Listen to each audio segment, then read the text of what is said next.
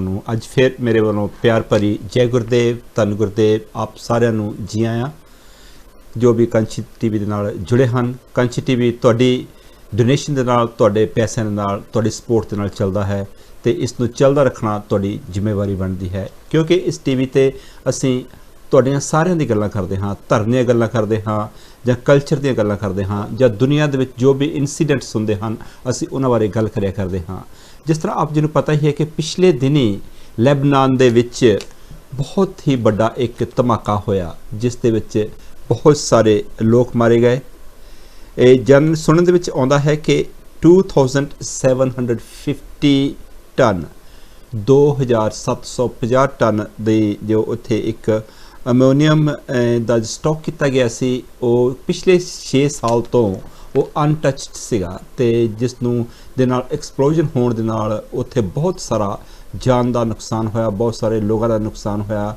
ਇਸ ਦੇ ਲਈ ਕਿਸੇ ਦਾ ਅਸੀਂ ਕਸੂਰਵਾਰ ਮੰਨੀਏ ਜਾਂ ਨਾ ਮੰਨੀਏ ਪਰ ਜੋ ਲੋਕ ਇਹੋ ਜਿਹੇ ਦੁੱਖ ਦੇ ਵਿੱਚ ਇਹੋ ਜਿਹੀਆਂ ਘਟਨਾਵਾਂ ਦੇ ਵਿੱਚ ਮਾਰੇ ਜਾਂਦੇ ਹਨ ਜਿਨ੍ਹਾਂ ਦੇ ਲੋਕ ਇਸ ਜਿਹੇ ਇਨਸੀਡੈਂਟ ਦੇ ਵਿੱਚ ਘਰੋਂ ਗਏ ਹੁੰਦੇ ਹਨ ਉਹ ਵਾਪਸ ਨਹੀਂ ਆਉਂਦੇ ਤੇ ਸਾਨੂੰ ਉਹਨਾਂ ਦੇ ਨਾਲ ਇਸ ਦੁੱਖ ਭਰੀ ਮਤਲਬ ਟਾਈਮ ਦੇ ਵਿੱਚ ਕੰਚੀ ਟੀਵੀ ਦੀ ਪੂਰੀ ਟੀਮ ਉਹਨਾਂ ਸਾਰੇ ਹੀ ਪਰਿਵਾਰਾਂ ਦੇ ਨਾਲ ਇਸ ਦੁੱਖ ਦੇ ਵਿੱਚ ਇਹ ਦੁੱਖ ਸਾਂਝਾ ਕਰਦੀ ਹੈ ਕਿਉਂਕਿ ਇੱਕ ਬਹੁਤ ਸੀ ਚੰਗੀ ਤੇ ਸੱਚੀ ਬੈਰੂਤ ਦੇ ਵਿੱਚ ਪੋਰਟ ਬਣੀ ਹੋਈ ਸੀ ਜਿਸ ਦੇ ਵਿੱਚ ਕੁਛ ਕਿ ਐਕਸਪਲੋਜਨ ਦਾ ਸਮਾਨ ਕਾਫੀ ਦੇਰ ਤੋਂ 6-7 ਸਾਲਾਂ ਤੋਂ ਸੁਣਨ ਦੇ ਵਿੱਚ ਆਇਆ ਹੈ ਉਸ ਨੂੰ ਇਕੱਠਾ ਕੀਤਾ ਗਿਆ ਸੀ, ਸਟਾਕ ਕੀਤਾ ਗਿਆ ਸੀ ਤੇ ਉੱਥੋਂ ਦੀ ਜਾਂ ਗਵਰਨਮੈਂਟ ਦੀ ਅਣਗਹਿਲੀ ਕਹਿ ਲਿਓ ਜਾਂ ਕੁਦਰਤੀ ਕ੍ਰਿਸ਼ਮਾ ਕਹਿ ਲਿਆ ਜਾਵੇ ਉਸ ਦੇ ਨਾਲ ਜੋ ਐਕਸਪਲੋਜਨ ਹੋਈ ਆ ਉਹ ਆਪ ਸਾਰਿਆਂ ਨੇ ਨਿਊਜ਼ ਦੇ ਵਿੱਚ ਵੀ ਦੇਖੀ ਹੈ, ਸੁਣਨ ਦੇ ਵਿੱਚ ਵੀ ਆਇਆ ਹੈ ਤੇ ਬਹੁਤ ਹੀ ਉੱਥੇ ਨੁਕਸਾਨ ਹੋਇਆ ਹੈ ਤੇ ਬਹੁਤ ਨੁਕਸਾਨ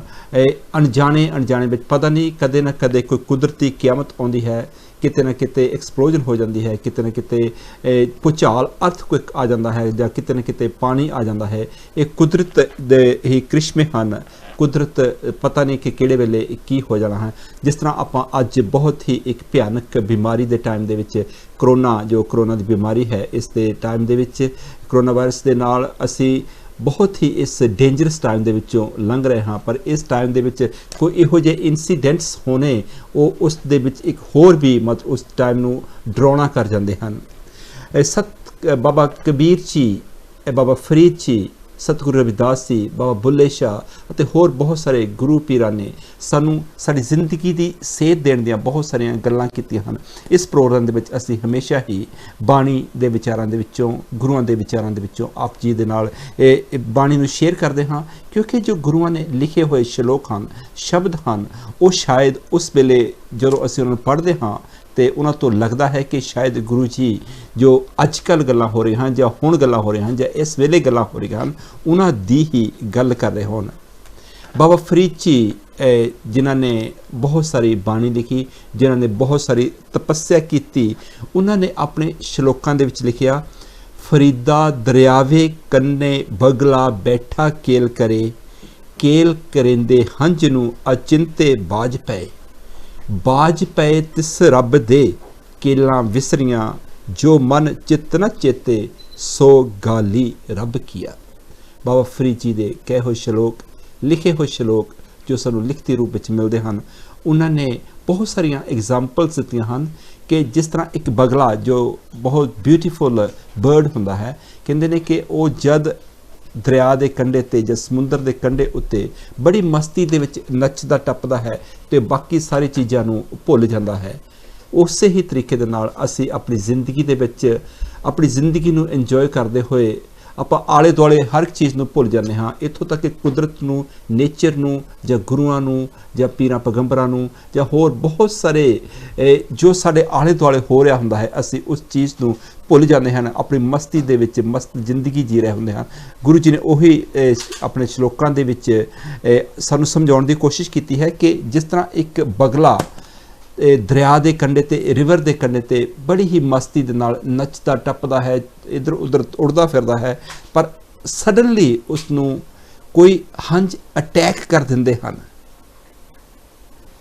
ਜਦੋਂ ਉਹ ਅਟੈਕ ਕਰ ਦਿੰਦੇ, ਬਾਜ ਅਟੈਕ ਕਰ ਦਿੰਦੇ ਹਨ ਤੇ ਉਹ ਬਾਜ ਉਸ ਵੇਲੇ ਜੋ ਹੰਝ ਹੁੰਦੇ ਹਨ ਜਾਂ ਬਗਲੇ ਹੁੰਦੇ ਹਨ, ਹੰਸ ਹੁੰਦੇ ਹਨ, ਉਹਨਾਂ ਨੂੰ ਇੱਕਦਮ ਗ੍ਰੈਬ ਕਰਕੇ ਉਹ ਉਹਨਾਂ ਦੀ ਜ਼ਿੰਦਗੀ ਨੂੰ ਖਤਮ ਕਰ ਦਿੰਦੇ ਹਨ ਤੇ ਉਸ ਦੇ ਨਾਲ ਉਹਨਾਂ ਦੀ ਜ਼ਿੰਦਗੀ ਖਤਮ ਹੋ ਜਾਂਦੀ ਹੈ। ਜੋ ਬਾਜ ਜੋ ਗੁਰੂ ਨੇ ਐਗਜ਼ਾਮਪਲ ਦਿੱਤੀ ਹੈ ਕਿ ਉਹ ਇੱਧਰ ਉੱਧਰ ਆਪਣੇ ਹੋਰ ਜਾਨਵਰਾਂ ਨੂੰ ਮਾਰਦਾ ਰਹਿੰਦਾ ਹੈ, ਕਿ ਜਿਸ ਤਰ੍ਹਾਂ ਉਹਨਾਂ ਦੇ ਸ਼ਬਦ, ਉਹਨਾਂ ਦੇ ਸ਼ਲੋਕ ਸਾਨੂੰ ਸਮਝਾਉਣ ਦੀ ਕੋਸ਼ਿਸ਼ ਕਰਦੇ ਹਨ ਕਿ ਦਰਿਆਵੇ ਕੰਨੇ ਬੰਗਲਾ ਬੈਠਾ ਕੇਲ ਕਰੇ, ਕਿ ਮਸਤੀ ਦੇ ਵਿੱਚ ਹੰਸ, ਬਗਲੇ, ਹੋਰ ਬਹੁਤ ਸਾਰੇ ਜਾਨਵਰ, ਬਹੁਤ ਸਾਰੇ ਬਰਡਸ ਮਸਤੀ ਦੇ ਵਿੱਚ ਨੱਚਦੇ ਟੱਪਦੇ ਹਨ, ਪਰ ਜਦੋਂ ਕੋਈ ਕੁਦਰਤੀ ਕਿਆਮਤ ਉਹਨਾਂ ਉੱਤੇ ਆ ਡਿੱਗਦੀ ਹੈ ਤੇ ਉਸ ਦੀਆਂ ਸਾਰੀਆਂ ਖੇਲਾਂ ਖਤਮ ਹੋ ਜਾਂਦੀਆਂ ਹਨ। ਜੋ ਮਨ ਚਿੱਤ ਨਾ ਚੇਤੇ ਸੋ ਗਾਲੀ ਰੱਬ ਕੀਆ, ਜਿਹੜੀਆਂ ਗੱਲਾਂ ਕਦੇ ਸੋਚੀਆਂ ਵੀ ਨਹੀਂ ਹੁੰਦੀਆਂ, ਜਿਹੜੀਆਂ ਗੱਲਾਂ ਕਦੇ ਸਮਝੀਆਂ ਵੀ ਨਹੀਂ ਹੁੰਦੀਆਂ, ਜਿਨ੍ਹਾਂ ਦੇ ਕਦੇ ਅਸੀਂ ਇਮੈਜਿਨ ਵੀ ਨਹੀਂ ਕਰਦੇ, ਉਹੋ ਜਿਹੀਆਂ ਗੱਲਾਂ ਹੋ ਜਾਂਦੀਆਂ ਹਨ। ਇਹੀ ਚੀਜ਼ ਹੈ ਬੈਰੂਤ ਦੇ ਵਿੱਚ ਹੋਈ ਕਿ ਲੋਕ ਉੱਥੇ ਕੰਮਾਂ-ਕਾਰਾਂ ਦੇ ਵਿੱਚ ਰੁੱਝੇ ਹੋਏ ਸਨ। ਪੋਰਟ ਸੀ ਜਿਸ ਨੂੰ ਆਪਾਂ, ਜਿੱਥੋਂ ਦਰਿਆਵਾਂ ਸੀ ਦੇ ਵਿੱਚ ਇੱਧਰ ਉੱਧਰ ਸਮਾਨ ਭੇਜਿਆ ਜਾਂਦਾ ਹੈ, ਤੇ ਉੱਥੇ ਲੋਕ ਕੰਮ ਕਰਦੇ ਸੀ, ਕਈ ਆਫਿਸ ਦੇ ਵਿੱਚ ਕੰਮ ਕਰਦੇ ਹੋਣ, ਕੋਈ ਵਰਕਰ ਕੰਮ ਕਰਦੇ ਹੋਣ। ਕਹਿੰਦੇ ਨੇ ਕਿ 160 ਪੀਪਲ ਉਸ ਵੇਲੇ ਮਾਰੇ ਗਏ, ਜਿਨ੍ਹਾਂ ਦਾ ਪਤਾ ਵੀ ਨਹੀਂ ਲੱਗਿਆ ਕਿ ਉਹ ਕਿੱਧਰ ਗਏ। ਇੰਨੀ ਜ਼ੋਰਦਾਰ ਉਹ ਧਮਾਕਾ ਹੋਇਆ ਤੇ ਇਸ ਦੇ ਨਾਲ ਨਾਲ ਬਹੁਤ ਦੂਰ ਦੂਰ ਤੱਕ ਤਕਰੀਬਨ ਦੱਸਿਆ ਜਾਂਦਾ ਹੈ ਕਿ 100 ਮੀਲ ਤੱਕ ਉਸ ਧਮਾਕੇ ਦੀ ਆਵਾਜ਼ ਸੁਣੀ ਗਈ ਤੇ ਉਸ ਦੇ ਵਿੱਚ ਬਹੁਤ ਸਾਰੇ ਲੋਕ ਜ਼ਖਮੀ ਹੋਏ। ਹਜ਼ਾਰਾਂ ਦੀ ਤਾਦਾਦ ਦੇ ਵਿੱਚ ਇੱਕ ਕੁਦਰਤੀ ਕਿਆਮਤ ਕਹਿ ਲਿਆ ਜਾਵੇ, ਜਾਂ ਫਿਰ ਗੌਰਮੈਂਟ ਦੀ ਅਣਗਹਿਲੀ ਕਹਿ ਲਿਆ ਜਾਵੇ, ਜਾਂ ਫਿਰ ਉੱਥੋਂ ਦੀ ਕਿਸੇ ਚੀਜ਼ ਨੂੰ ਵੀ ਅਸੀਂ ਉਸ ਦਾ ਨਾਮ ਦੇ ਦਈਏ, ਪਰ ਜਿਨ੍ਹਾਂ ਲੋਕਾਂ ਨੇ ਜਾਨ ਗਵਾ ਲਈ ਹੈ ਅਸੀਂ ਉਹਨਾਂ ਨੂੰ ਵਾਪਸ ਨਹੀਂ ਲਿਆ ਸਕਦੇ। ਉੱਥੋਂ ਦੀ ਗਵਰਨਮੈਂਟ ਨੇ ਅੱਜ ਰਿਜ਼ਾਈਨ ਦੇ ਦਿੱਤਾ ਹੈ, ਤੇ ਭਾਵੇਂ ਉਹ ਰਿਜ਼ਾਈਨ ਦਿੰਦੇ ਹਨ ਜਾਂ ਕੁਛ ਵੀ ਕਰਦੇ ਹਨ, ਪਰ ਜਿਨ੍ਹਾਂ ਘਰਾਂ ਦੇ ਵਿੱਚ ਇਹੋ ਜਿਹੀ ਟ੍ਰੈਜਡੀਜ਼ ਹੋ ਜਾਂਦੀਆਂ ਹਨ, ਜਿਨ੍ਹਾਂ ਘਰਾਂ ਦੇ ਵਿੱਚੋਂ ਲੋਕ ਮਾਰੇ ਜਾਂਦੇ ਹਨ, ਜਾਂ ਲੇਡੀਜ਼ ਹੋਣ ਜਾਂ ਬੱਚੇ ਹੋਣ ਜਾਂ ਹੋਰ ਕੰਮ ਕਰਨ ਗਏ ਕਿਸੇ ਵੀ ਤਰੀਕੇ ਦੇ ਨਾਲ, ਜਾਂ ਐਵੇਂ ਹੀ ਕਈ ਵਾਰੀ ਚੱਲਣ ਫਿਰਨ ਗਏ ਲੋਕ ਉੱਥੇ ਉਸ ਇਹੋ ਜਿਹੀ ਇਨਸੀਡੈਂਟ ਦੇ ਵਿੱਚ ਮਾਰੇ ਜਾਂਦੇ ਹਨ। ਉਹ ਬਹੁਤ ਹੀ ਦੁੱਖ ਦੀ ਘਟਨਾ ਹੈ।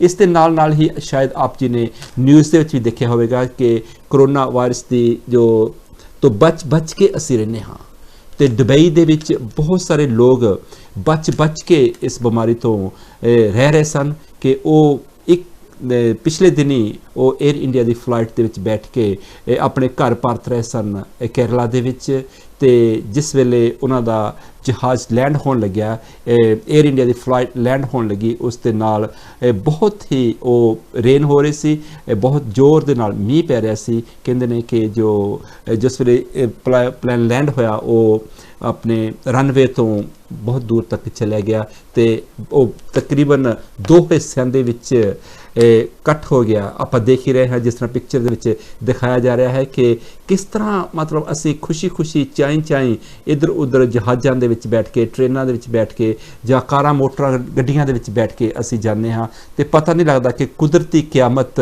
ਨੇ ਕਿਸ ਵੇਲੇ ਘੇਰ ਲੈਣਾ ਹੈ। ਇਸ ਵਿੱਚ ਵੀ ਬਹੁਤ ਸਾਰੇ ਲੋਕ ਮਾਰੇ ਗਏ। ਤੁਸੀਂ ਦੇਖ ਰਹੇ ਹੋ ਇਸ ਪਿਕਚਰ ਦੇ ਵਿੱਚ ਕਿਸ ਤਰ੍ਹਾਂ ਉਹ ਜਹਾਜ਼ ਦਾ ਇਹ ਟੋਟੇ ਹੋ ਗਿਆ, ਉਸ ਦੇ ਵਿੱਚੋਂ ਪਤਾ ਵੀ ਨਹੀਂ ਲੱਗਿਆ ਕਿ ਸ਼ਾਇਦ ਹੀ ਉੱਥੋਂ ਦੇ ਲੋਕ, ਕੁਛ ਲੋਕ ਬਚੇ ਹੋਣਗੇ, ਤੇ ਜੋ ਬਚੇ ਹੋਣਗੇ ਉਹਨਾਂ ਨੂੰ ਬਹੁਤ ਸਾਰੀਆਂ ਸੱਟਾਂ ਲੱਗੀਆਂ ਹੋਣਗੀਆਂ। ਇਸ ਦੇ ਨਾਲ ਜੋ ਉਸ ਦੇ 2 ਪਾਇਲਟ ਸਨ, 2 ਉਹ ਵੀ ਮਾਰੇ ਗਏ ਹਨ, ਤੇ ਪਤਾ ਨਹੀਂ ਲੱਗਦਾ ਕਿ ਕਿਸ ਵੇਲੇ ਕੀ ਹੋ ਜਾਣਾ ਹੈ, ਕਿਸ ਵੇਲੇ ਕਿਹੜੀ ਕੁਦਰਤੀ ਕਿਆਮਤ ਨੇ ਸਾਨੂੰ ਘੇਰ ਲੈਣਾ ਹੈ। ਜਿੰਨੀ ਦੇਰ ਵੀ ਸਾਨੂੰ ਜ਼ਿੰਦਗੀ ਮਿਲੀ ਹੈ, ਜਿੰਨੀ ਦੇਰ ਵੀ ਅਸੀਂ ਇੰਜੋਏ ਕਰਦੇ ਹਾਂ, ਜਿੰਨੀ ਦੇਰ ਵੀ ਅਸੀਂ ਜ਼ਿੰਦਗੀ ਜਿਉਂਦੇ ਹਾਂ, ਜਿੰਨੀ ਦੇਰ ਵੀ ਅਸੀਂ ਆਪਣੇ ਦੋਸਤਾਂ, ਮਿੱਤਰਾਂ, ਭੈਣਾਂ, ਭਰਾਵਾਂ ਦੇ ਵਿੱਚ, ਆਪਣੀ ਸੰਗਤ ਦੇ ਵਿੱਚ ਬੈਠ ਕੇ ਅਸੀਂ ਉਹਨਾਂ ਦੇ ਨਾਲ ਆਪਣਾ ਟਾਈਮ ਸਪੈਂਡ ਕਰਨ ਦੀ ਕੋਸ਼ਿਸ਼ ਕਰਦੇ ਹਾਂ, ਸਾਨੂੰ ਚਾਹੀਦਾ ਹੈ ਕਿ ਅਸੀਂ ਉਸ ਟਾਈਮ ਨੂੰ ਬੜੇ ਚੰਗੇ ਤਰੀਕੇ ਦੇ ਨਾਲ ਗੁਜ਼ਾਰੀਏ।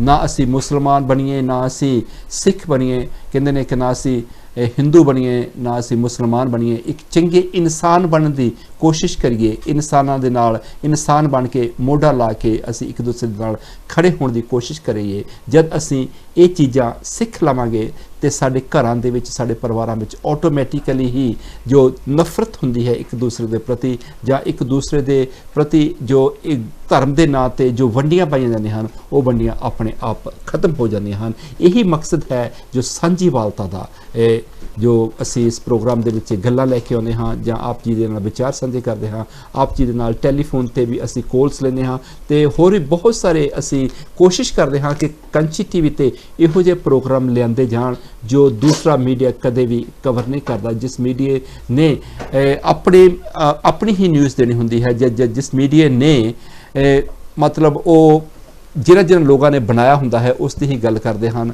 ਤੇ ਜੋ ਇਹੋ ਜਿਹੇ ਇਨਸੀਡੈਂਟ ਹੁੰਦੇ ਹਨ, ਬਹੁਤ ਸਾਰੇ ਗਰੀਬ ਲੋਕ ਮਾਰੇ ਜਾਂਦੇ ਹਨ, ਬਹੁਤ ਸਾਰੇ ਗਰੀਬ ਲੋਕਾਂ ਦਾ ਘਰ ਤਬਾਹ ਹੋ ਜਾਂਦੇ ਹਨ, ਉਹਨਾਂ ਗੱਲਾਂ ਨੂੰ ਵੀ ਇਹਨਾਂ ਦੇ ਵਿੱਚ ਟੈਲੀਵਿਜ਼ਨ ਦੇ ਵਿੱਚ ਜਾਂ ਹੋਰ ਬਹੁਤ ਸਾਰੇ ਮੀਡੀਆਸ ਦੇ ਵਿੱਚ ਜਾਂ ਪੇਪਰਾਂ ਦੇ ਵਿੱਚ ਨਹੀਂ ਦਿਖਾਇਆ ਜਾਂਦਾ। ਜਿਸ ਤਰ੍ਹਾਂ ਆਪ ਜੀ ਨੇ ਦੇਖਿਆ ਹੈ ਕਿ ਦਿੱਲੀ ਦੇ ਵਿੱਚ ਤੇ ਹੋਰ ਬਹੁਤ ਸਾਰੇ ਸ਼ਹਿਰਾਂ ਦੇ ਵਿੱਚ ਜਿਸ ਵੇਲੇ ਕਰੋਨਾ ਬਹੁਤ ਹੀ ਜੋਸ਼ 'ਤੇ ਸੀ, ਬਿਮਾਰੀ ਬਹੁਤ ਹੀ ਜੋਸ਼ 'ਤੇ ਸੀ, ਉਸ ਵੇਲੇ ਕਿਸ ਤਰ੍ਹਾਂ ਲੋਕ ਘਰੋਂ ਬੇਘਰ ਹੋ ਰਹੇ ਸਨ। ਉਹ ਆਪਣੇ ਘਰ ਛੱਡ ਕੇ ਆਪਣੇ ਬੱਚਿਆਂ ਨੂੰ ਲੈ ਕੇ ਤੁਰ ਕੇ ਜਾ ਕੇ ਉਸ ਸ਼ਹਿਰ ਦੇ ਜਿਸ ਘਰ ਦੇ ਵਿੱਚ ਸ਼ਹਿਰ ਦੇ ਵਿੱਚ ਰਹਿੰਦੇ ਹੋਣ ਉਸ ਸ਼ਹਿਰ ਨੂੰ ਛੱਡਣਾ, ਉਸ ਘਰ ਨੂੰ ਛੱਡਣਾ, ਉਹਨਾਂ ਦੇ ਦਿਲ ਦੇ ਉੱਤੇ ਉਹਨਾਂ ਦੇ ਉਸ ਟਾਈਮ ਦੇ ਵਿੱਚ ਕੀ ਗੁਜ਼ਰਦੀ ਹੋਵੇਗੀ ਉਹ ਤੇ ਉਹਨਾਂ ਲੋਕਾਂ ਨੂੰ ਹੀ ਪਤਾ ਹੈ।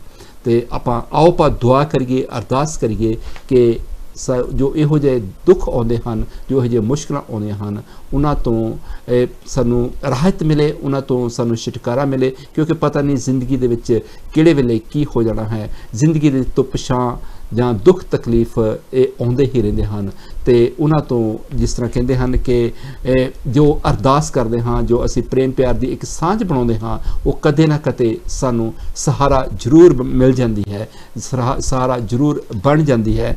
ਤੇ ਚਾਹੇ ਉਹ ਬਾਬਾ ਕਬੀਰ ਜੀ ਦੀ ਬਾਣੀ ਲਿਖੀ ਹੋਈ, ਸਤਿਗੁਰੂ ਕਬੀਰ ਜੀ ਦੀ ਬਾਣੀ ਲਿਖੀ ਹੋਈ ਹੋਵੇ, ਚਾਹੇ ਉਹ ਬਾਬਾ ਫਰੀਦ ਜੀ ਦੀ ਬਾਣੀ ਲਿਖੀ ਹੋਈ ਹੋਵੇ, ਚਾਹੇ ਸਤਿਗੁਰੂ ਰਵਿਦਾਸ ਜੀ ਦੀ ਹੋਵੇ, ਚਾਹੇ ਸਤਿਗੁਰੂ ਨਾਨਕ ਦੇਵ ਜੀ ਦੇ ਕਿਸੇ ਵੀ ਗੁਰੂ ਪੀਰ ਪੈਗੰਬਰ ਨੇ ਉਸ ਵੇਲੇ ਆਪਣੇ ਐਕਸਪੀਰੀਅੰਸ ਤੋਂ ਜੋ ਗੱਲਾਂ ਲਿਖੀਆਂ ਹੁੰਦੀਆਂ ਹਨ, ਜਦੋਂ ਅਸੀਂ ਉਹਨਾਂ ਨੂੰ ਡੇਲੀ ਜਾਂ ਕਿਸੇ ਵੀ ਟਾਈਮ 'ਤੇ ਜਦੋਂ ਸਾਨੂੰ ਟਾਈਮ ਮਿਲਦਾ ਹੈ ਅਸੀਂ ਉਹਨਾਂ ਨੂੰ ਪੜ੍ਹਦੇ ਹਾਂ, ਵਿਚਾਰਦੇ ਹਾਂ ਤੇ ਉਸ ਵੇਲੇ ਸਾਨੂੰ ਉਸ ਦਾ ਅਹਿਸਾਸ ਹੁੰਦਾ ਹੋਵੇਗਾ ਕਿ ਕਿੰਨਾ ਕੁ ਉਹਨਾਂ ਦੇ ਵਿੱਚ ਨੌਲੇਜ ਸੀ, ਕਿੰਨਾ ਕੁ ਉਹਨਾਂ ਦੇ ਵਿੱਚ ਗਿਆਨ ਸੀ, ਜੋ ਉਹ ਗੱਲਾਂ ਲਿਖ ਦਿੱਤੀਆਂ ਜੋ ਸਾਡੀ ਡੇਲੀ ਰੂਟੀਨ ਦੇ ਵਿੱਚ ਆਉਂਦੀਆਂ ਹਨ। ਇੱਕ ਕਾਲ ਲੈਂਦੇ ਹਾਂ, ਅਸੀਂ ਉਸ ਤੋਂ ਬਾਅਦ ਇਸ ਪ੍ਰੋਗਰਾਮ ਨੂੰ ਕੈਰੀ ਔਨ ਕਰਾਂਗੇ। ਹੈਲੋ, ਹਾਂਜੀ, ਜੈ ਗੁਰਦੇਵ ਜੀ। ਜੈ ਗੁਰਦੇਵ, ਧੰਨ ਗੁਰਦੇਵ। ਚਰਨਜੀਤ ਜੀ ਕਵੈਂਟਰੀ ਤੋਂ। ਹਾਂਜੀ, ਤੇ ਜਿਸ ਤਰ੍ਹਾਂ ਤੁਸੀਂ ਦੱਸਿਆ ਹੈਗਾ ਤੇ ਵੀ ਕਹਿੰਦੇ ਕੋਈ ਦੁਨੀਆ ਦੇ ਕੋਈ ਨਾ ਕੋਈ ਹਰੇਕ ਕਦੀ ਕੋਈ ਹੁੰਦਾ ਹੀ ਰਹਿੰਦਾ ਹੈਗਾ ਜੀ। ਤੋ ਜੇ ਆਪਾਂ ਕਲੀ ਜਾਂ ਕੋਈ ਆਪਣੀ ਇਨਸਾਨ ਦੀ ਕਦੀ ਗਲਤੀ ਹੁੰਦੀ ਜਾਂ ਪ੍ਰਭੂ ਪਰਮਾਤਮਾ ਦੀ ਆਪਾਂ ਕਹਿ ਦਿੰਦੇ ਹੈਗੇ ਜਿਹੜੀ ਆਪਣੀ ਬਸ ਨਹੀਂ ਗੱਲਾਂ ਹੁੰਦੀਆਂ, ਤੇ ਜੋ ਕੋਈ ਕਰਦਾ ਹੈਗਾ ਪ੍ਰਭੂ ਪਰਮਾਤਮਾ ਹੀ ਕਰਾਉਂਦਾ ਹੈਗਾ। ਪਰ ਫਿਰ ਵੀ ਆਪਾਂ ਨੂੰ ਜਿਹੜਾ ਖਿਆਲ ਰੱਖਣਾ ਚਾਹੀਦਾ ਹੈਗਾ ਤੇ ਆਪਾਂ ਤਾਂ ਬੇਨਤੀਆਂ ਕਰ ਸਕਦੇ ਹੈਗੀਆਂ ਜਿੱਦਾਂ ਪ੍ਰਭੂ ਪਰਮਾਤਮਾ ਅੱਗੇ ਕਿ ਇਦਾਂ ਹੀ ਘਟਨਾ ਨਾ ਹੀ ਹੋਵੇ। ਬਿਲਕੁਲ ਜੀ। ਤੇ ਜਿਹੜੀ ਹੋ ਗਈ ਹੈਗੀ ਆ ਤੋਂ ਵਿਚਾਰਿਆਂ ਨੂੰ ਪਿੱਛੇ ਜਿਹੜਾ ਵੀ ਉਹਨਾਂ ਦਾ ਵੀ ਪਾਣਾ ਮੰਨਣ ਦਾ ਬਲ ਬਖਸ਼ੇ ਤੇ ਗਾਂ ਨੂੰ ਆਪਾਂ ਵੀ ਸੋਚ ਸਮਝੇ ਕਿਸੇ ਦੀ ਹੈਲਪ ਕਰ ਸਕੀਏ ਜਿੱਦਾਂ ਵੀ ਹੈਗਾ, ਜਿੰਨਾ ਕਿਉਂਕਿ ਅੱਜ ਕੱਲ੍ਹ ਲੋੜ ਹੈਗੀ ਉਹਨਾਂ ਸਾਰਿਆਂ ਨੂੰ ਜਿੱਥੇ ਜਿੱਥੇ ਘਟਨਾ ਹੋਈ ਹੈਗੀ ਆ। ਤੇ ਭੱਟੀ ਸਾਹਿਬ ਦੀਆਂ ਚੰਦ ਲਾਈਨਾਂ ਲਿਖੀਆਂ ਬਹੁਤ ਹੀ ਸੋਹਣੀਆਂ ਹਨ। ਕਹਿੰਦੇ ਹਨ ਕਿ ਟੁੱਟ ਗਿਆ ਦਿਲ ਮੇਰਾ ਉੱਚੀ ਪੁੱਬਾ ਮਾਰਦਾ, ਆ ਜਾ ਮੇਰੇ ਦਾਤਾ ਤੇਰਾ ਦਾਸ ਪੁਕਾਰਦਾ, ਸਮਝ ਨਾ ਆਵੇ ਮੈਨੂੰ ਦੱਸ ਕਰਾਂ ਕੀ ਮੈਂ, ਜ਼ਿੰਦਗੀ ਦੇ ਦੁੱਖਾਂ ਨੂੰ ਕਿਵੇਂ ਲਵਾਂ ਪੀ ਮੈਂ, ਦੇਖਣਾ ਨਾ ਪਵੇ ਮੈਨੂੰ ਕਿਤੇ ਮੂੰਹ ਹਾਰਦਾ, ਆ ਜਾ ਮੇਰੇ ਦਾਤਾ ਤੇਰਾ ਦਾਸ ਪੁਕਾਰਦਾ, ਜਾਣਦਾ ਤੂੰ ਸੱਚ ਆ ਤੇ ਜੁਗਾੜਦਾ, ਅੱਜ ਫੈਸਲਾ ਤੂੰ ਕਰਾਂ ਮੇਰੀ ਫਰਿਆਦ ਦਾ, ਜ਼ਿੰਦਗੀ ਦੇ ਡੁੱਬੇ ਬੇੜੇ ਪਲਾਂ ਵਿਸਤਾਰਦਾ, ਆ ਜਾ ਮੇਰੇ ਦਾਤਾ ਤੇਰਾ ਦਾਸ ਪੁਕਾਰਦਾ। ਆਖਰੀ ਲਾਈਨਾਂ ਨੇ, ਰਹਿਮਤਾਂ ਤੇਰੀਆਂ ਪੱਟੀ ਨਹੀਂ ਭੁੱਲਦਾ, ਤੇਰੇ ਬਾਝੋਂ ਮੈਂ ਤਾਂ ਦਾਤਾ ਕਿਸੇ ਨਹੀਂ ਮੁੱਲਦਾ, ਤੇਰੀ ਹੀ ਰਜਾ ਵਿੱਚ ਬੈਠਾ ਤੈਨੂੰ ਹਾਂ ਉਚਾਰਦਾ ਹੈ, ਆ ਜਾ ਮੇਰੇ ਦਾਤਾ ਤੇਰਾ ਦਾਸ ਪੁਕਾਰਦਾ, ਆ ਜਾ ਮੇਰੇ ਦਾਤਾ ਤੇਰਾ ਦਾਸ ਪੁਕਾਰਦਾ। ਸੋ ਪ੍ਰਭੂ ਪਰਮਾਤਮਾ ਸਾਰਿਆਂ ਤੇ ਮਿਹਰ ਭਰਤ ਰੱਖ, ਇਹੀ ਅਸੀਂ ਕਹਿ ਸਕਦੇ ਹੈਗੇ ਆ, ਬੇਨਤੀਆਂ ਕਰਦੇ ਹੈਗੇ ਆ ਤੇ ਧੰਨਵਾਦ ਕਰਦੇ ਹਾਂ ਤੁਹਾਡਾ ਤੇ ਕੰਚੀ ਟੀਵੀ ਦਾ ਤੇ ਲਿਖਾਰੀ ਦਾ ਵੀ ਜਿੰਨੀ ਹੈ ਬਹੁਤ ਸਾਰੀਆਂ ਚੰਦ ਲਾਈਨਾਂ ਲਿਖੀਆਂ ਹਨ ਤੇ ਸਾਰਿਆਂ ਨੂੰ ਜੈ ਗੁਰਦੇਵ, ਧੰਨ ਗੁਰਦੇਵ। ਥੈਂਕ ਯੂ ਜੀ। ਇਹ ਸਨ ਸਾਡੇ ਵੀਰ ਜੀ ਚਰਨਜੀਤ ਜੀ, ਜਿਹੜੇ ਕੰਚੀ ਟੀਵੀ ਦੇ ਬਹੁਤ ਹੀ ਵੱਡੇ ਸਪੋਰਟਰ ਹਨ ਤੇ ਕਦੇ ਨਾ ਕਦੇ ਹਰ ਇੱਕ ਪ੍ਰੋਗਰਾਮ ਦੇ ਵਿੱਚ ਆ ਕੇ ਉਹ ਆਪਣੇ ਵਿਚਾਰ ਸਾਂਝੇ ਕਰਦੇ ਹਨ। ਵਿਚਾਰ ਸਾਂਝੇ ਕਰਨਾ, ਜਿਸ ਤਰ੍ਹਾਂ ਮੈਂ ਅਕਸਰ ਕਿਹਾ ਕਰਦਾ ਹਾਂ ਕਿ ਟੀਵੀ ਤੁਹਾਡਾ ਹੈ, ਆਵਾਜ਼ ਤੁਹਾਡੀ ਹੈ, ਤੁਸੀਂ ਫੋਨ ਕਰ ਸਕਦੇ ਹੋ, ਤੁਸੀਂ ਆਪਣੇ ਵਿਊਜ਼ ਦੇ ਸਕਦੇ ਹੋ ਤੇ ਜੋ ਗੁਰੂਆਂ ਦੇ ਦਿੱਤੇ ਹੋਏ ਸ਼ਬਦ ਹਨ, ਜਿਸ ਤਰ੍ਹਾਂ ਅਕਸਰ ਅਸੀਂ ਦੇਖਦੇ ਹਾਂ ਕਿ ਚਾਹੇ ਅਸੀਂ ਚਰਚ ਵਿੱਚ ਚਲੇ ਜਾਈਏ, ਚਾਹੇ ਅਸੀਂ ਮੰਦਿਰ ਵਿੱਚ ਚਲੇ ਜਾਈਏ, ਚਾਹੇ ਅਸੀਂ ਗੁਰਦੁਆਰੇ ਵਿੱਚ ਚਲੇ ਜਾਈਏ ਜਾਂ ਅਸੀਂ ਕਿਤੇ ਵੀ ਧਾਰਮਿਕ ਜਗ੍ਹਾ ਤੇ ਜਾਂ ਕਿਤੇ ਵੀ ਪੋਲੀਟੀਕਲੀ ਰੈਲੀ ਦੇ ਵਿੱਚ ਇਕੱਠੇ ਹੋ ਜਾਈਏ ਜਾਂ ਕਿਤੇ ਕਮਿਊਨਿਟੀ ਸੈਂਟਰ ਵਿੱਚ ਇਕੱਠੇ ਹੋ ਜਾਈਏ, ਉੱਥੇ ਅਕਸਰ ਤੇ ਅਸੀਂ ਘਰੋਂ ਸੋਚ ਕੇ ਜਾਂਦੇ ਹਾਂ ਕਿ ਉੱਥੇ ਅਸੀਂ ਕੁਛ ਨਾ ਕੁਛ ਚੰਗਾ ਕੰਮ ਸਿੱਖਣ ਜਾਣਾ ਹੈ ਜਾਂ ਚੰਗਾ ਕੰਮ ਕਰ ਜਾਣਾ ਹੈ, ਪਰ ਉੱਥੇ ਵੀ ਜਦੋਂ ਅਸੀਂ ਜਾਂਦੇ ਹਾਂ ਉੱਥੇ ਵੀ ਕੋਈ ਨਾ ਕੋਈ ਟੈਨਸ਼ਨ ਹੀ ਦੇਖੀ ਜਾਂਦੀ ਹੈ, ਉੱਥੇ ਵੀ ਕੋਈ ਨਾ ਕੋਈ ਲੜਾਈ ਝਗੜੇ ਦੀ ਹੀ ਗੱਲ ਕੀਤੀ ਜਾਂਦੀ ਹੈ, ਉੱਥੇ ਵੀ ਕਿਸੇ ਨਾ ਕਿਸੇ ਤਰ੍ਹਾਂ ਦੇ ਉਸ ਮਾਹੌਲ ਨੂੰ ਖਰਾਬ ਕਰਨ ਵਾਲੇ ਬਹੁਤ ਸਾਰੇ ਥੋੜ੍ਹੇ ਜਿਹੇ ਲੋਕ ਹੁੰਦੇ ਹਨ ਜੋ ਉਸ ਚੱਲਦੇ ਹੋਏ ਪ੍ਰੋਗਰਾਮ ਦੇ ਵਿੱਚ ਕੁਛ ਨਾ ਕੁਛ ਇੱਕ ਚਿਗਿਆੜੇ ਦੀ ਤਰ੍ਹਾਂ, ਤੀਲ ਦੀ ਤਰ੍ਹਾਂ ਉਹ ਸਿੱਟ ਕੇ ਚਲੇ ਜਾਂਦੇ ਹਨ ਤੇ ਬਣੇ ਹੋਏ ਮਾਹੌਲ ਨੂੰ ਖਰਾਬ ਕਰਦੇ ਰਹਿੰਦੇ ਹਨ। ਕਿਉਂਕਿ ਕਮਿਊਨਿਟੀ ਸੈਂਟਰ ਹਨ, ਚਾਹੇ ਗੁਰਦੁਆਰੇ ਹਨ, ਚਾਹੇ ਮੰਦਿਰ ਹਨ, ਚਾਹੇ ਚਰਚ ਹਨ, ਉਹਨਾਂ ਦੇ ਵਿੱਚ ਉਹ ਬਣਾਏ ਹੀ ਇਸ ਕਰਕੇ ਹਨ ਕਿ ਉਹਨਾਂ ਦੇ ਵਿੱਚ ਇੱਕ ਤਰ੍ਹਾਂ ਦੀ ਸਾਂਝ ਬਣੀ ਰਹੇ, ਉਹਨਾਂ ਦੇ ਵਿੱਚ ਅਸੀਂ ਇਕੱਠੇ ਹੋ ਸਕੀਏ, ਇੱਕ ਦੂਸਰੇ ਦੇ ਨਾਲ ਦੁੱਖ ਤਕਲੀਫ ਅਸੀਂ ਸਾਂਝੇ ਕਰ ਸਕੀਏ, ਇੱਕ ਦੂਸਰੇ ਦੀ ਬਾਂਹ ਫੜ ਸਕੀਏ, ਇੱਕ ਦੂਸਰੇ ਦੇ ਦੁੱਖਾਂ ਦੀ ਕਹਾਣੀ ਨੂੰ ਸੁਣ ਸਕੀਏ, ਅਸੀਂ ਇਕੱਠੇ ਹੋ ਕੇ ਸਾਰਿਆਂ ਦੇ ਭਲੇ ਲਈ ਅਰਦਾਸ ਕਰ ਸਕੀਏ। ਤੇ ਸਾਡੇ ਬਜ਼ੁਰਗਾਂ ਨੇ, ਜਿਸ ਤਰ੍ਹਾਂ ਮੈਂ ਪਿਛਲੇ ਹਫ਼ਤੇ ਗੱਲ ਕੀਤੀ ਸੀ ਕਿ ਬਹੁਤ ਸਾਰੇ ਸ਼ਹਿਰਾਂ ਦੇ ਵਿੱਚ ਉਹਨਾਂ ਨੇ 1950 ਤੋਂ ਲੈ ਕੇ ਉਹ ਜਿੱਥੇ ਜਿੱਥੇ ਗਏ ਹਨ, ਉਹਨਾਂ ਨੇ ਸ਼੍ਰੀ ਗੁਰੂ ਰਵਿਦਾਸ ਜੀ ਦੇ ਨਾਮ ਤੇ ਬਹੁਤ ਸਾਰੇ ਟੈਂਪਲ ਬਣਾਏ ਹਨ, ਬਹੁਤ ਸਾਰੇ ਗੁਰਦੁਆਰੇ ਬਣਾਏ ਹਨ, ਮੰਦਿਰ ਬਣਾਏ ਹਨ, ਭਵਨ ਬਣਾਏ ਹਨ। ਉਹਨਾਂ ਦਾ ਮਕਸਦ, ਜਿਸ ਵੇਲੇ ਉਹਨਾਂ ਨੇ ਬਿਲਡਿੰਗਾਂ ਬਣਾਈਆਂ ਸੀ, ਉਹਨਾਂ ਦਾ ਮਕਸਦ ਇਹੀ ਸੀ ਕਿ ਅਸੀਂ ਗੁਰੂ ਰਵਿਦਾਸ ਦੀ ਫਿਲਾਸਫੀ ਨੂੰ ਅੱਗੇ ਲੈ ਕੇ ਜਾਣਾ ਹੈ। ਸ਼੍ਰੀ ਗੁਰੂ ਰਵਿਦਾਸ ਦੀ ਫਿਲਾਸਫੀ ਦਾ ਪ੍ਰਚਾਰ ਜੋ ਬਹੁਤ ਸੀ ਸਾਲਾਂ ਤੋਂ, ਤਕਰੀਬਨ 500 ਸਾਲ ਤੋਂ ਉਹਨਾਂ ਦੇ ਪ੍ਰਚਾਰ ਨਹੀਂ ਹੋਇਆ ਸੀ, ਕਿਉਂਕਿ ਕਿਸੇ ਨੇ ਹੋਣ ਹੀ ਨਹੀਂ ਦਿੱਤਾ ਸੀ, ਗਰੀਬੀ ਸੀ, ਅਨਪੜ੍ਹਤਾ ਸੀ। ਅੱਜ ਤੁਹਾਡੇ ਕੋਲ ਤੁਹਾਡਾ ਆਪਣਾ ਟੈਲੀਵਿਜ਼ਨ ਹੋਇਆ, ਤੁਹਾਡੇ ਕੋਲ ਆਪਣੇ ਵਿਚਾਰ ਹਨ, ਤੁਹਾਡੇ ਕੋਲ ਆਪਣਾ ਨੌਲੇਜ ਹੈ।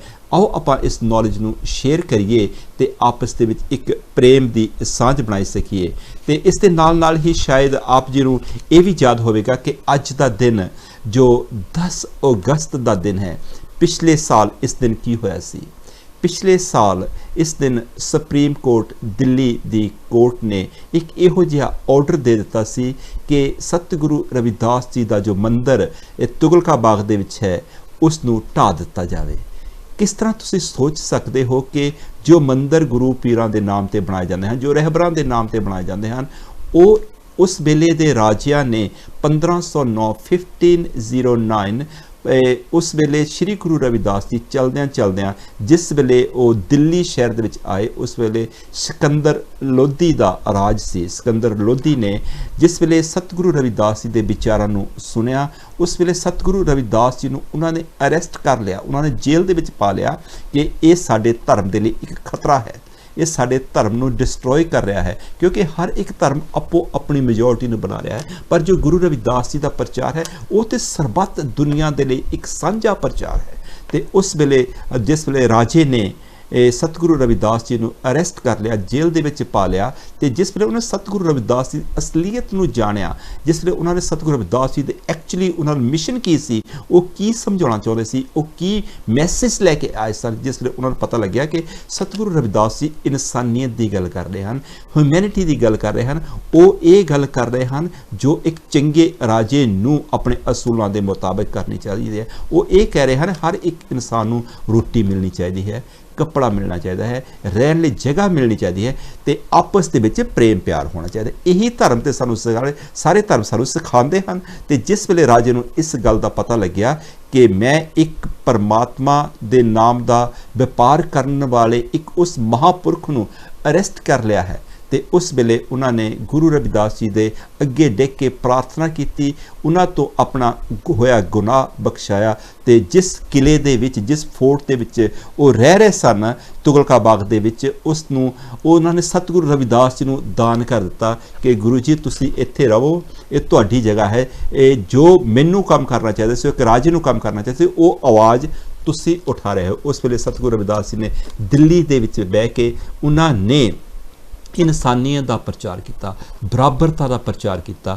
ਇਹ ਕਹਿੰਦੇ ਨੇ ਕਿ ਉੱਥੇ ਇੱਕ ਸਰੋਵਰ ਵੀ ਬਣਿਆ ਹੋਇਆ ਹੈ, ਸਤਿਗੁਰੂ ਰਵਿਦਾਸ ਜੀ ਦੇ ਨਾਮ ਦਾ ਮੰਦਿਰ ਵੀ ਬਣਿਆ ਹੋਇਆ ਹੈ। ਉਹ ਪਿਛਲੇ ਸਾਲ ਉੱਥੋਂ ਦੀ ਸੁਪਰੀਮ ਕੋਰਟ ਨੇ ਆਰਡਰ ਦੇ ਦਿੱਤਾ ਕਿ ਇਹ ਇਸ ਏਰੀਏ ਨੂੰ ਡਿਵੈਲਪ ਕਰਨ ਦੇ ਲਈ ਦਿੱਲੀ ਡਿਵੈਲਪਮੈਂਟ ਅਥਾਰਟੀ DDA ਨੇ ਉੱਥੇ ਨਵੇਂ ਮਕਾਨ ਨਵੇਂ ਘਰ ਬਣਾਉਣੇ ਸ਼ੁਰੂ ਕਰ ਦਿੱਤੇ। ਉਹਨਾਂ ਨੇ ਇਹ ਤੇ ਸੋਚ ਲਿਆ ਕਿ ਅਸੀਂ ਹੋਰ ਮੰਦਰ ਬਹੁਤ ਬੜੇ ਬੜੇ ਮੰਦਰ ਬਣਾ ਰਹੇ ਹਾਂ, ਰਾਮ ਦੇ ਨਾਂ ਤੇ ਮੰਦਰ ਬਣਾ ਰਹੇ ਹਾਂ, ਹੋਰ ਬਹੁਤ ਸਾਰੇ ਧਾਰਮਿਕ ਅਸਥਾਨਾਂ ਤੇ ਮੰਦਰ ਬਣਾ ਰਹੇ ਹਾਂ, ਪਰ ਜੋ ਗੁਰੂ ਰਵਿਦਾਸ ਜੀ ਦੇ ਨਾਮ ਦਾ ਮੰਦਰ ਸੀ ਉਹਨਾਂ ਨੇ ਉਹ ਢਾਹ ਦਿੱਤਾ।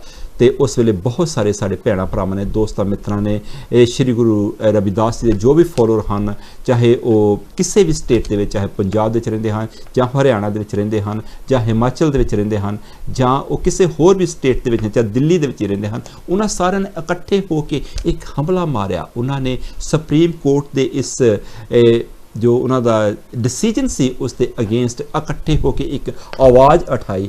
ਤੇ ਉਸ ਆਵਾਜ਼ ਦੇ ਵਿੱਚ ਕਿਸ ਤਰ੍ਹਾਂ ਆਪਾਂ ਨੂੰ ਪਤਾ ਹੀ ਹੈ ਕਿ ਬਹੁਤ ਸਾਰੇ ਲੋਕਾਂ ਨੂੰ ਅਰੈਸਟ ਕਰ ਲਿਆ ਗਿਆ, ਬਹੁਤ ਸਾਰੇ ਲੋਕਾਂ ਨੂੰ ਬਿਨਾਂ ਕਿਸੇ ਵਜ੍ਹਾ ਤੋਂ ਹੀ ਉਹਨਾਂ ਨੂੰ ਕਈ ਦਿਨ ਕਈ ਹਫ਼ਤੇ ਮਹੀਨਿਆਂ ਦੇ ਹਿਸਾਬ ਦੇ ਨਾਲ ਉਹਨਾਂ ਨੂੰ ਜੇਲ੍ਹ ਦੇ ਵਿੱਚ ਰੱਖਿਆ ਗਿਆ। ਪਰ ਫਿਰ ਵੀ ਰਵਿਦਾਸੀਆ ਸਮਾਜ ਨੇ ਹਿੰਮਤ ਨਹੀਂ ਹਾਰੀ। ਅਕਸਰ ਉਸ ਤੋਂ ਬਾਅਦ ਦੇ ਵਿੱਚ ਜੋ ਉੱਥੋਂ ਦੀ ਸੁਪਰੀਮ ਕੋਰਟ ਸੀ ਦਿੱਲੀ ਦੀ, ਉਹਨਾਂ ਨੂੰ ਆਪਣਾ ਡਿਸੀਜਨ ਵਾਪਸ ਲੈਣਾ ਪਿਆ ਤੇ ਜਿਸ ਉਹਨਾਂ ਨੇ ਉਹ ਜਗ੍ਹਾ ਵਾਪਸ ਦੇ ਦਿੱਤੀ ਜੋ ਉਹਨਾਂ ਨੇ ਗੇਟ ਉੱਥੋਂ ਦਾ ਢਾਇਆ ਸੀ। ਜਿਸ ਤਰ੍ਹਾਂ ਉਹਨਾਂ ਸਤਿਗੁਰੂ ਰਵਿਦਾਸ ਜੀ ਦੀ ਜੋ ਕਹਿੰਦੇ ਸਟੈਚੂ ਸੀ ਜਾਂ ਮੂਰਤੀ ਸੀ ਉਹ ਚੱਕ ਕੇ ਲੈ ਗਏ ਸੀ ਕਿ ਉੱਥੋਂ ਉਹਨਾਂ ਨੇ ਨਵੇਂ ਮਕਾਨ ਬਣਾਉਣੇ ਸੀ, ਤੇ ਉਹ ਉਸੇ ਤਰ੍ਹਾਂ ਹੀ ਉਹਨਾਂ ਨੇ ਆਪਣੇ ਵੱਲੋਂ ਉਸ ਚੀਜ਼ ਨੂੰ ਦੁਬਾਰਾ ਡਿਵੈਲਪ ਕਰਨ ਦੇ ਲਈ ਇੱਕ ਛੋਟੀ ਜਿਹੀ ਜਗ੍ਹਾ ਦਿੱਤੀ ਹੈ। ਪਰ ਇਹ ਜੋ ਇਹਨਾਂ ਦਾ ਡੈਮੋਸਟ੍ਰੇਸ਼ਨ ਹੈ ਜਾਂ ਉਹਨਾਂ ਦੇ ਅਗੇਂਸਟ ਜੋ ਆਵਾਜ਼ ਹੈ ਉਹ ਹਾਲੇ ਵੀ ਜਾਰੀ ਹੈ, ਕਿਉਂਕਿ ਉਹ ਬਹੁਤ ਸਾਰੀ ਜਗ੍ਹਾ ਸੀ, ਬਹੁਤ ਸਾਰੀ ਲੈਂਡ ਸੀ। ਅਸੀਂ ਚਾਹੁੰਦੇ ਹਾਂ ਕਿ ਉਹ ਇੱਕ ਦਿੱਲੀ ਕੈਪੀਟਲ ਹੈ, ਦਿੱਲੀ ਭਾਰਤ ਦਾ ਇੱਕ ਬਹੁਤ ਬੜਾ ਸ਼ਹਿਰ ਹੈ ਜਿੱਥੋਂ ਅਸੀਂ ਵਿਦੇਸ਼ਾਂ ਦੇ ਵਿੱਚੋਂ ਦੇਸ਼ਾਂ ਵਿਦੇਸ਼ਾਂ ਦੇ ਵਿੱਚੋਂ ਜਾਂਦੇ ਹਾਂ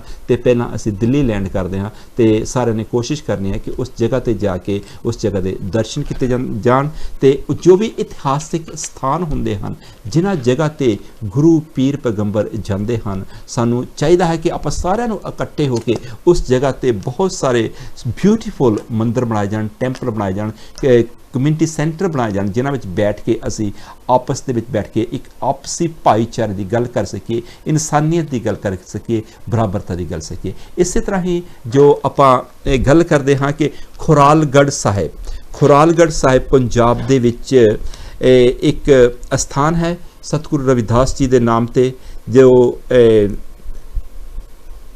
ਗੜ੍ਹ ਸ਼ੰਕਰ ਨਵੇਂ ਸ਼ਹਿਰ ਤੋਂ ਜਾਂਦਿਆਂ ਨੂੰ ਪਹਾੜਾਂ ਵਾਲੀ ਸਾਈਡ ਤੇ ਜਾਂਦੇ ਆ ਤਾਂ ਉਸ ਤੋਂ ਹੁਸ਼ਿਆਰਪੁਰ ਡਿਸਟ੍ਰਿਕਟ ਦੇ ਵਿੱਚ ਆਉਂਦਾ ਹੈ। ਉਸ ਦੇ ਵਿੱਚ ਵੀ ਕਹਿੰਦੇ ਨੇ ਕਿ 14-15 ਏਕੜ ਦੇ ਕਰੀਬ ਜ਼ਮੀਨ ਹੈ, ਉਹ ਵੀ ਉੱਥੋਂ ਦੇ ਰਾਜੇ ਨੇ ਸਤਿਗੁਰੂ ਰਵਿਦਾਸ ਜੀ ਨੂੰ ਦਿੱਤੀ ਸੀ। ਅੱਜ ਉੱਥੇ ਇੱਕ ਮੰਦਿਰ ਬਣਿਆ ਹੋਇਆ ਹੈ। ਪਰ ਸਾਨੂੰ ਜੋ ਵੀ ਗੁਰੂ ਰਵਿਦਾਸ ਜੀ ਦੇ ਨਾਂ ਤੇ ਧਾਰਮਿਕ ਅਸਥਾਨ ਹਨ, ਸਾਨੂੰ ਉਹਨਾਂ ਨੂੰ ਡਿਵੈਲਪ ਕਰਨਾ ਚਾਹੀਦਾ ਹੈ।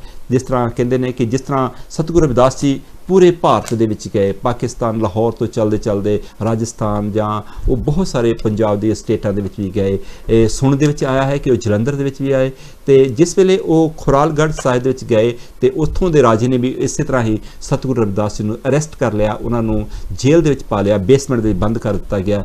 ਤੇ ਉਸ ਵੇਲੇ ਉਹਨਾਂ ਨੂੰ ਕਿਹਾ ਗਿਆ, ਕਹਿੰਦੇ ਕਿ ਉਸ ਵੇਲੇ ਜਿਸ ਤਰ੍ਹਾਂ ਅੱਜ ਕੱਲ੍ਹ ਗਰਮੀ ਪੈ ਰਹੀ, ਕਹਿੰਦੇ ਬਹੁਤ ਹੀ ਜ਼ੋਰਾਂ ਸ਼ੋਰਾਂ ਤੇ ਗਰਮੀ ਪੈ ਰਹੀ ਸੀ। ਉਸ ਵੇਲੇ ਕੋਈ ਵੀ ਫੂਡ ਜਾਂ ਕਣਕ ਜਾਂ ਰਾਈਸ ਜਾਂ ਕੁਝ ਵੀ ਨਹੀਂ ਸੀ ਮਿਲ ਰਿਹਾ, ਪਾਣੀ ਇੱਕਦਮ ਸੁੱਕ ਗਿਆ ਸੀ। ਤੇ ਉਸ ਜਿਸ ਤਰ੍ਹਾਂ ਅੱਜ ਕੱਲ੍ਹ ਵੀ ਅਸੀਂ ਦੇਖਦੇ ਹਾਂ ਪੰਜਾਬ ਦੇ ਵਿੱਚ ਪਾਣੀ ਬਿਲਕੁਲ ਬਹੁਤ ਨੀਵਾ ਚਲਾ ਗਿਆ ਹੈ, ਬਹੁਤ ਸਾਰੇ ਲੋਕਾਂ ਨੂੰ ਮੁਸ਼ਕਲ ਆ ਰਹੀ ਹੈ ਫਾਰਮਿੰਗ ਕਰਨ ਦੇ ਲਈ। ਉਸ ਵੇਲੇ ਜੋ ਫਾਰਮਰ ਸਨ ਜਾਂ ਉਸ ਵੇਲੇ ਜੋ ਰਾਜੇ ਸਨ, ਉਹਨਾਂ ਨੇ ਇਹ ਸੋਚਿਆ ਕਿ ਇਹ ਹੁਣ ਅਸੀਂ ਇੱਥੇ ਦੀ ਜਿਹੜੀ ਫਸਲ ਹੈ ਜਾਂ ਕਣਕ ਹੈ ਜਾਂ ਉਸ ਨੂੰ ਕਿਸ ਤਰ੍ਹਾਂ ਗਰੋ ਕਰਾਂਗੇ। ਤੇ ਉਹਨਾਂ ਨੇ ਸਤਿਗੁਰੂ ਰਵਿਦਾਸ ਜੀ ਨੂੰ ਜੇਲ੍ਹ ਦੇ ਵਿੱਚ ਬੰਦ ਕਰਤਾ। ਉਹਨਾਂ ਨੇ ਕਿਹਾ ਸੀ ਜੇ ਤੇਰੇ ਵਿੱਚ ਇੰਨੀ ਸ਼ਕਤੀ ਹੈ ਤੇ ਇਸ ਦੇ ਲਈ ਕੁਛ ਕਰ। ਤੇ ਉਹਨਾਂ ਨੂੰ ਸਤਿਗੁਰੂ ਰਵਿਦਾਸ ਨੂੰ ਜੇਲ੍ਹ ਪੀਸਣ ਦੇ ਲਈ, ਜੇਲ੍ਹ ਦੇ ਵਿੱਚ ਚੱਕੀ ਪੀਸਣ ਦੇ ਲਈ ਬਿਠਾ ਦਿੱਤਾ ਗਿਆ। ਤੇ ਕਹਿੰਦੇ ਨੇ ਕਿ ਸਤਿਗੁਰੂ ਰਵਿਦਾਸ ਜੀ ਸਮਾਧੀ ਲਾ ਕੇ ਬੈਠ ਗਏ ਤੇ ਰਾਜੇ ਨੇ ਦੇਖਿਆ ਤੇ ਸਤਿਗੁਰੂ ਰਵਿਦਾਸ ਜੀ ਤੇ ਬੇਗਮਪੁਰੇ ਦੇ ਵਿੱਚ ਤੁਰੇ ਫਿਰਦੇ ਹਨ, ਬੇਗਮਪੁਰੇ ਦੀ ਉਹ ਸੈਰ ਕਰ ਰਹੇ ਹਨ ਤੇ ਤਿਉਂ ਸੈਲ ਕਰੇ ਜੋ ਪਾਵੇ, ਮਹਿਰਮ ਮੈਲ ਨਾ ਕੋ ਅਟਕਾਵੇ। ਰਾਜੇ ਨੂੰ ਇਹੋ ਜਿਹਾ ਦ੍ਰਿਸ਼ ਦਿਖਿਆ ਤੇ ਚੱਕੀ ਆਪਣੇ ਆਪ ਚਲਦੀ ਉਹਨਾਂ ਨੂੰ ਦਿਖੀ ਤੇ ਉਹ ਇਸ ਵੇਲੇ ਹੈਰਾਨ ਹੋ ਗਿਆ। ਤੇ ਉਸ ਨੇ ਵੀ ਰਾਜੇ ਨੇ ਸਤਿਗੁਰੂ ਰਵਿਦਾਸ ਜੀ ਦੇ ਅੱਗੇ ਝੁਕ ਕੇ ਸਲਾਮ ਕੀਤੀ, ਸਲੂਟ ਕੀਤਾ ਤੇ ਬੇਨਤੀ ਕੀਤੀ ਕਿ ਮਹਾਰਾਜ ਜੀ ਇਸ ਏਰੀਏ ਵਿੱਚ ਪਾਣੀ ਨਹੀਂ ਹੈ, ਤੁਸੀਂ ਸਾਨੂੰ ਪਾਣੀ ਦਾਨ ਕਰੋ ਸਾਨੂੰ, ਇਹ ਤਾਂ ਕਿ ਇਸ ਏਰੀਏ ਦੇ ਵਿੱਚ ਆਪਾਂ ਕੁਛ ਨਾ ਕੁਛ ਐਗਰੀਕਲਚਰ ਡਿਵੈਲਪਮੈਂਟ ਕਰ ਸਕੀਏ। ਤੇ ਕਹਿੰਦੇ ਨੇ ਕਿ ਸਤਿਗੁਰੂ ਰਵਿਦਾਸ ਜੀ ਨੇ ਬਾਹਰ ਨਿਕਲ ਕੇ, ਜੇਲ੍ਹ ਤੋਂ ਬਾਹਰ ਨਿਕਲ ਕੇ, ਜਿਸ ਵੇਲੇ ਰਾਜੇ ਉਸ ਦੇ ਚਰਨਾਂ ਦੇ ਵਿੱਚ ਆ ਕੇ ਉਹਨਾਂ ਨੇ ਸੀਸ ਝੁਕਾਇਆ ਤੇ ਸਤਿਗੁਰੂ ਰਵਿਦਾਸ ਜੀ ਨੇ ਰਾਜੇ ਨੂੰ ਨਾਲ ਲੈ ਕੇ ਬਾਹਰ ਜਦੋਂ ਚਲੇ ਗਏ ਤੇ ਉਹਨਾਂ ਨੇ ਕਹਿੰਦੇ ਨੇ ਕਿ ਇੱਕ ਬਹੁਤ ਸਾਰਾ ਪੱਥਰ ਸੀ, ਸਟੋਨ ਸੀ, ਉਸ ਨੂੰ ਆਪਣੇ ਸੱਜੇ ਪੈਰ ਦੇ ਅੰਗੂਠੇ, ਪਹਿਲਾਂ ਤਾਂ ਉਹਨਾਂ ਨੂੰ ਕਿਹਾ ਕਿ ਤੁਸੀਂ ਇਸ ਨੂੰ ਮੂਵ ਕਰੋ, ਇੱਥੋਂ ਪਾਣੀ ਨਿਕਲ ਆਊਗਾ ਤੇ ਉਹਨਾਂ ਸਾਰਿਆਂ ਨੇ ਕੋਸ਼ਿਸ਼ ਕੀਤੀ, ਉਹ ਸਟੋਨ ਸੀ, ਪੱਥਰ ਸੀ, ਉੱਥੋਂ ਮੂਵ ਨਹੀਂ ਹੋ ਸਕੇ। ਵੀ ਸਤਿਗੁਰੂ ਰਵਿਦਾਸ ਜੀ ਨੇ ਪੈਰ ਦੇ ਨਾਲ ਕਹਿੰਦੇ ਨੇ ਕਿ ਉਸ ਨੂੰ ਹਟਾਇਆ ਤੇ ਉੱਥੋਂ ਆਟੋਮੈਟਿਕਲੀ ਪਾਣੀ ਨਿਕਲ ਰਿਹਾ ਸੀ ਤੇ ਉਹ ਪਾਣੀ ਅੱਜ ਵੀ ਉੱਥੋਂ ਦੀ ਚਰਨ ਛੋਹ ਗੰਗਾ ਦਾ ਨਾਮ ਵੀ ਉਸ ਜਗ੍ਹਾ ਨੂੰ ਦਿੱਤਾ ਗਿਆ ਹੈ ਤੇ ਉਸ ਚਰਨ ਛੋਹ ਗੰਗਾ ਦੇ ਵਿੱਚੋਂ ਅੱਜ ਵੀ ਕਹਿੰਦੇ ਪਾਣੀ ਉਸੇ ਤਰ੍ਹਾਂ ਹੀ ਹੈ। ਤੇ ਸਤਿਗੁਰੂ ਰਵਿਦਾਸ ਜੀ ਦੇ ਬਹੁਤ ਸਾਰੇ ਕ੍ਰਿਸ਼ਮੇ ਹਨ। ਉਹਨਾਂ ਨੇ ਇੱਕ ਪਰਮਾਤਮਾ ਨੇ ਖੁਦ ਇਨਸਾਨ ਦੇ ਰੂਪ ਦੇ ਵਿੱਚ ਆ ਕੇ ਉਹਨਾਂ ਨੂੰ ਦੁਨੀਆ ਨੂੰ ਸਮਝਾਉਣ ਦੀ ਕੋਸ਼ਿਸ਼ ਕੀਤੀ। ਤੇ ਆਓ ਆਪਾਂ ਇੱਕ ਗੀਤ ਸੁਣਦੇ ਹਾਂ ਜਿਸ ਦੇ ਵਿੱਚ ਮੈਂ ਵੀ ਖੁਰਾਲਗੜ੍ਹ ਜਾਣਾ ਮਾਏ ਮੇਰੀਏ, ਮੈਂ ਵੀ ਖੁਰਾਲਗੜ੍ਹ ਜਾਣਾ। ਆਓ ਆਪਾਂ ਇਸ ਗੀਤ ਨੂੰ ਸੁਣਦੇ ਹਾਂ ਕਿ ਅਸੀਂ ਖੁਰਾਲਗੜ੍ਹ ਹੋਵੇ ਜਾਂ ਤੁਗਲਕਾ ਬਾਗ ਹੋਵੇ ਜਾਂ ਫਿਰ ਸ਼੍ਰੀ ਗੁਰਦਾਸਪੁਰ ਹੋਵੇ ਜਾਂ ਕਿਸੇ ਵੀ ਜਗ੍ਹਾ ਦੇ ਧਾਰਮਿਕ ਅਸਥਾਨ ਹੋਣ, ਆਓ ਆਪਾਂ ਇਕੱਠੇ ਹੋ ਕੇ ਉਸ ਜਗ੍ਹਾ ਨੂੰ ਬਿਊਟੀਫੁਲ ਬਣਾਉਣ ਦੀ ਕੋਸ਼ਿਸ਼ ਕਰੀਏ। ਆਓ ਜੀ ਇਸ ਗੀਤ ਨੂੰ ਸੁਣੀਏ।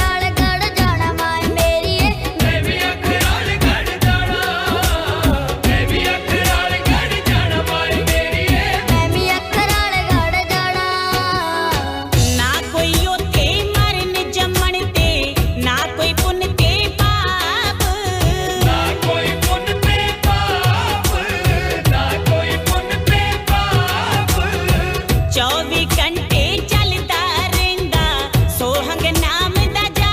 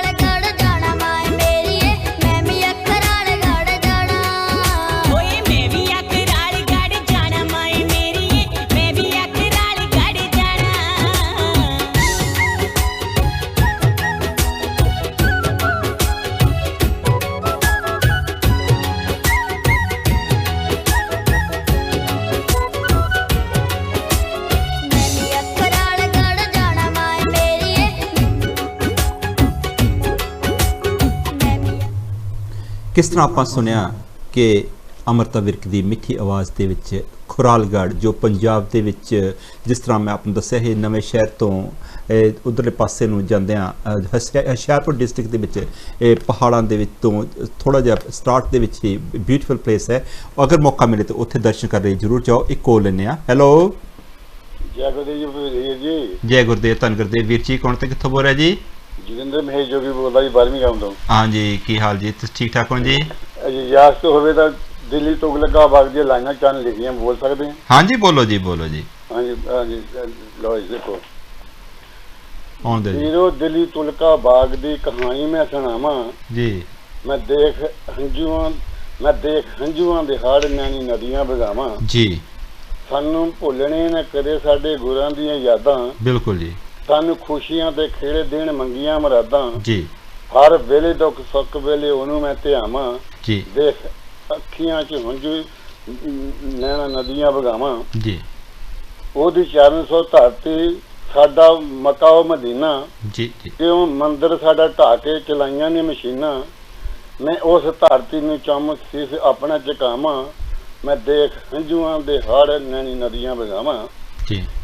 ਕੀ ਜੋਰ ਤੇ ਜ਼ੁਲਮ ਸਾਡਾ ਮੰਦਰ ਜਟਾਇਆ।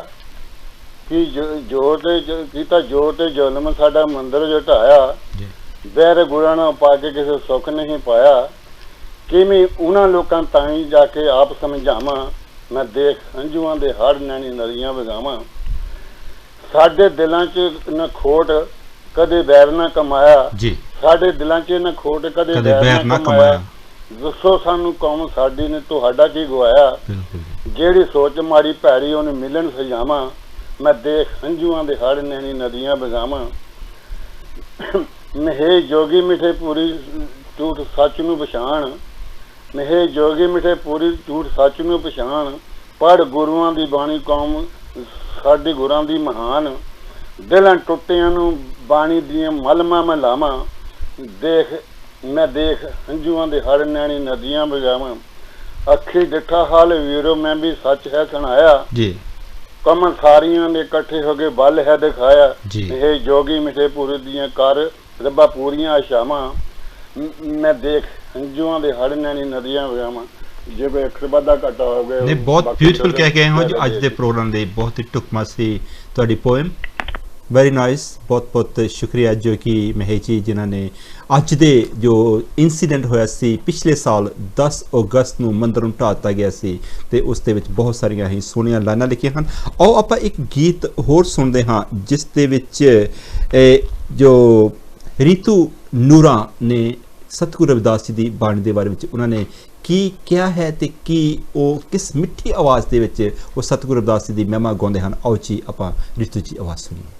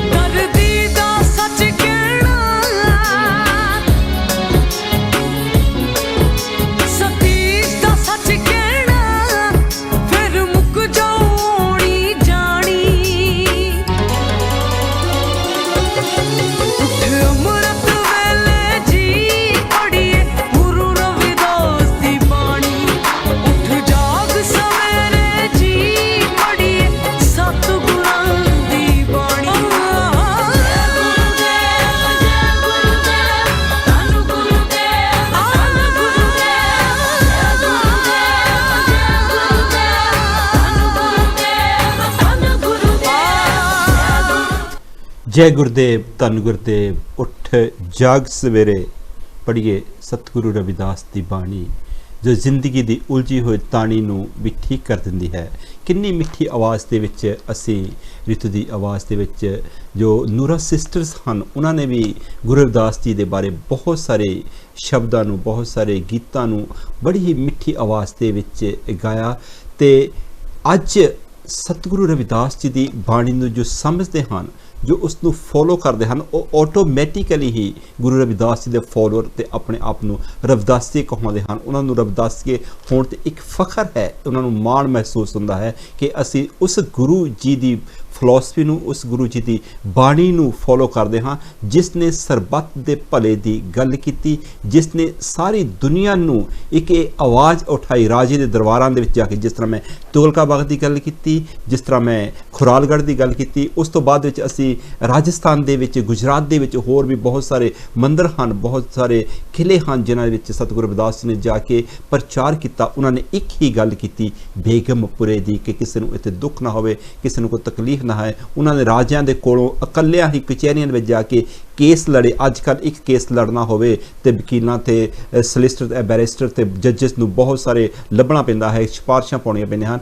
फिर सतगुरु रविदास जी ते इकल्लियां ही उठ के वो कोर्ट कचहरी दे विच उस वेले दे राजियां दे कोलों हक मंगण दे लई वो चले जांदे सन ते उत्थे जाके एक ही आवाज़ उठाउंदे सन कि ऐसा चाहूँ राज में जहाँ मिले सबन को अन्न, छोट बड़े सब संबसे रविदास रहे प्रसन्न। ये गुरु रविदास जी की फिलॉसफी अज दुनिया फॉलो करी है। साढ़े बजुर्गों ने जदों भी वो इंग्लैंड दे विच आए हैं, या अमेरिका दे विच गए हैं, या कैनेडा दे विच गए हैं, या किसी शहर दे विच, इटली दे विच, या स्पेन दे विच, या ईवन आस्ट्रेलिया दे विच, न्यूजीलैंड दे विच गए हैं, उत्थे जा जाके उन्होंने बड़ियां मेहनतां कीतियां हन। अपनी मेहनत की कमाई के विचों उन्होंने बहुत सारी डोनेशन दे के उन्होंने हर जगह पर जाके उन्होंने गुरु रविदास जी के नाल टैंपल बनाए हैं। अज गुरु रविदास जी की फिलॉसफी का है जो प्रचार पिछले 500 सालों तो रुकिया होया सी, किसी ने उन्होंने फिलॉसफी बारे गल ही नहीं की सी। सिर्फ ये कह के वो छड़ देने सी कि गुरु रविदास जी एक छोटे समाज के पैदा होए सी ते इन्हां गल्लां दे विच कह के उन्होंने हमेशा ही छोटे दिखाने की कोशिश की सी। अज मीडिया तुहाडे कोल है, गुरुद्वारे तुहाडे कोल हन, मंदिर तुहाडे कोल हन, टैंपल तुहाडे कोल हन। आओ आपां सतगुरु रविदास जी की जो फिलॉसफी है, सतगुरु रविदास जी का मिशन है, सतगुरु रविदास जी ने जो रविदासिज्म की गल की, इंसानियत की गल की, बराबरता की गल की, उस बारे आपां गल्लां करिए। जिस तरह आप सारिਆਂ ਨੂੰ पता है कि इंग्लैंड के तकरीबन हर एक शहर दे विच सतगुरु रविदास जी के नाम के मंदिर बने हुए हैं। जिस तरह लंडन दे विच श्री गुरु रविदास जी दा श्री गुरु रविदास के मंदिर बने हुए हैं। ईस्ट लंडन दे विच इस तरह ही फॉरेस्ट गेट दे विच श्री गुरु रविदास मिशन दे विच उन्होंने जो गुरु रविदास जी का मंदिर बनाया हुआ है। इस तरह ही साउथ हाल दे विच गुरु रविदास जी के नाम के मंदिर बने हुए हैं। बर्मिंघम दे विच भी सतगुरु रविदास जी के मंदिर बने हुए हैं, आप तुसीं कदे भी देख सकते हो। इस तरह ही वुलवरहैम्पटन दे विच भी बहुत बड़ी जगह दे विच सतगुरु रविदास जी नाम दे जो भवन बनया हुआ है, सतगुरु रविदास जी नाम का टैंपल बनया हुआ है। उस नाल बहुत बड़ा ही कम्यूनिटी सेंटर है। इस दे नाल ही कोवेंट्री दे विच भी 2 टैंपल बने हुए सतगुरु रविदास जी नाम दे, ते बेडफोर्ड दे विच भी जो सतगुरु रविदास जी के नाम का बहुत सोहना ब्यूटीफुल टैंपल बनया हुआ है। डार्लिस्टन दे विच बहुत सोहना ब्यूटीफुल टैंपल बन रहा है। वोल्सल दे विच, विरल हॉल दे विच बहुत सारे ब्यूटीफुल गुरु रविदास जी के नाम के मंदिर, टैंपल, गुरुद्वारे बने हुए हैं। डरबी दे विच, कैंट दे विच, कैंट ईर्थ कैंट दे विच कह लिया जाए, या फिर हिचन दे विच, या स्टूड कैंट दे विच बहुत सारे टैंपल बने हुए हैं। ग्रेवसएंड दे विच भी, लिचवर्थ दे विच भी, लूटन दे विच, होर बहुत सारिया जगह दे विच सतगुरु रविदास जी के नाम के मंदिर बहुत बने हुए हैं। लेस्टर दे विच, साउथहैम्पटन दे विच, इस दे नाल कैलीफोर्निया अमेरिका दे विच बहुत सारे शहरों के, न्यूयॉर्क दे विच, फिजी दे विच भी बनया हुआ है सतगुरु रविदास जी के नाम का मंदिर। तो इस दे नाल यूरोप की जिन्नियां भी कंट्रीज़ हैं वो हर एक कंट्री दे विच उत्थों दे जिन्ने भी नौजवान हैं, भैणां भरा इकट्ठे होकर सतगुरु रविदास जी के प्रचार ते उन्होंने पूरा जोर ते लाया हुआ है। तो असी आस करते हाँ कि आने वाले दिनों के विच भी इस तरह ही सतगुरु रविदास जी की बाणी का प्रचार चलता रहूगा। वर्ल्ड वाइड दुनिया के विच आपां इकट्ठे होकर हमला मारना है। तो बहुत सारे जो ਕੌਮ ਦੇ ਕੰਮ ਅਧੂਰੇ ਹਨ, ਮਿਸ਼ਨ ਦੇ ਕੰਮ ਅਧੂਰੇ ਹਨ, ਅਸੀਂ ਉਹਨਾਂ ਨੂੰ ਪੂਰਾ ਕਰਨਾ ਹੈ। ਸਤਿਗੁਰੂ ਰਵਿਦਾਸ ਜੀ ਦੇ ਨਾਮ ਦਾ ਰੇਡੀਓ ਚੱਲ ਰਿਹਾ ਹੈ, ਸਤਿਗੁਰੂ ਰਵਿਦਾਸ ਜੀ ਦੇ ਨਾਮ ਦਾ ਕੰਚੀ ਟੀਵੀ ਚੱਲ ਰਿਹਾ ਹੈ, ਤੇ ਹੋਰ ਤੁਹਾਨੂੰ ਦੱਸੋ ਕੀ ਚਾਹੀਦਾ। ਸਤਿਗੁਰੂ ਰਵਿਦਾਸ ਜੀ ਦੇ ਨਾਮ ਤੇ ਸਕੂਲ ਬਣੇ ਹੋਏ ਹਨ, ਯੂਨੀਵਰਸਿਟੀਜ਼ ਬਣੀਆਂ ਹੋਈਆਂ ਹਨ, ਇਹ ਸਤਿਗੁਰੂ ਰਵਿਦਾਸ ਜੀ ਦੇ ਨਾਮ ਤੇ ਅਵਾਰਡ ਬਣੇ ਹੋਏ ਹਨ। ਤੇ ਆਓ ਆਪਾਂ ਇਸ ਮਿਸ਼ਨ ਦੇ ਨਾਲ ਜੁੜੀਏ ਤੇ ਸਤਿਗੁਰੂ ਰਵਿਦਾਸ ਜੀ ਜੋ ਇਨਸਾਨੀਅਤ ਦੀ ਹਿਊਮੈਨਿਟੀ ਦੀ ਗੱਲ ਹੈ ਉਸ ਦਾ ਪ੍ਰਚਾਰ ਦੁਨੀਆ ਦੇ ਵਿੱਚ ਲੈ ਕੇ ਤੁਰੀਏ। ਆਓ ਆਪਾਂ ਸ਼ਾਜੀਆ ਜੱਜ ਜੋ ਬਰਮਿੰਘਮ ਦੇ ਭਵਨ ਦੇ ਵਿੱਚ ਉਹਨਾਂ ਦੇ ਵੱਲੋਂ ਇੱਕ ਗੀਤ ਗਾਇਆ ਗਿਆ ਸੀ, ਆਪਾਂ ਉਸ ਨੂੰ ਉਹਨਾਂ ਦੀ ਆਵਾਜ਼ ਦੇ ਵਿੱਚ ਸੁਣਦੇ ਹਾਂ ਜੀ। ਆਓ ਜੀ। हे मेरे सच्चे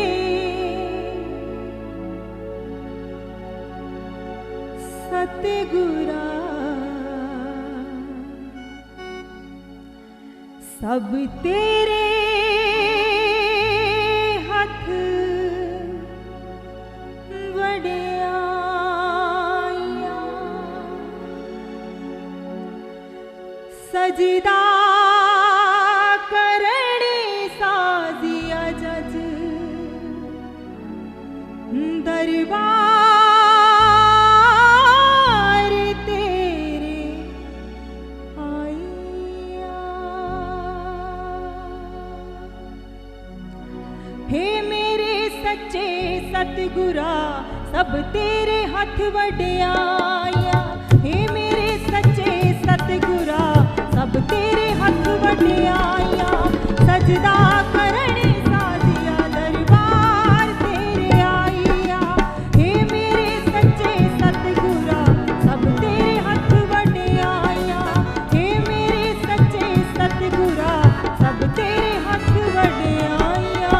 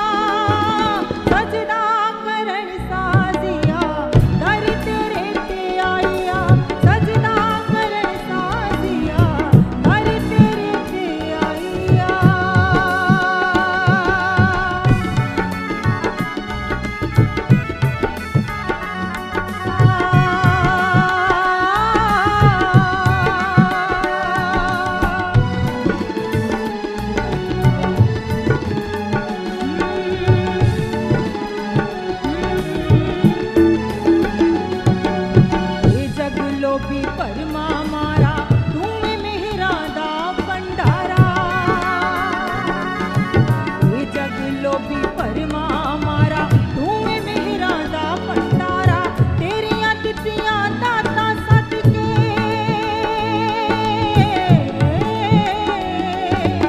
तेरियां दित्तियां दातां सदके वजदी पई शहनाइया सजदा करन साजिया दर तेरे ते आइया सजदा करन साजिया दर तेरे ते आइया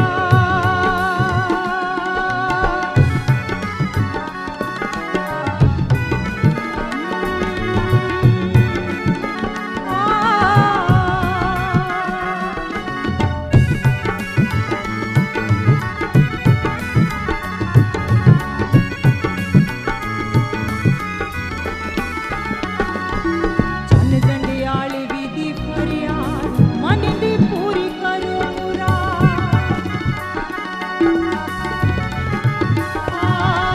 चन जंडियाली विधि फरियाद मन दी पूरी करो मुराद छट के छीन पल बेठनिया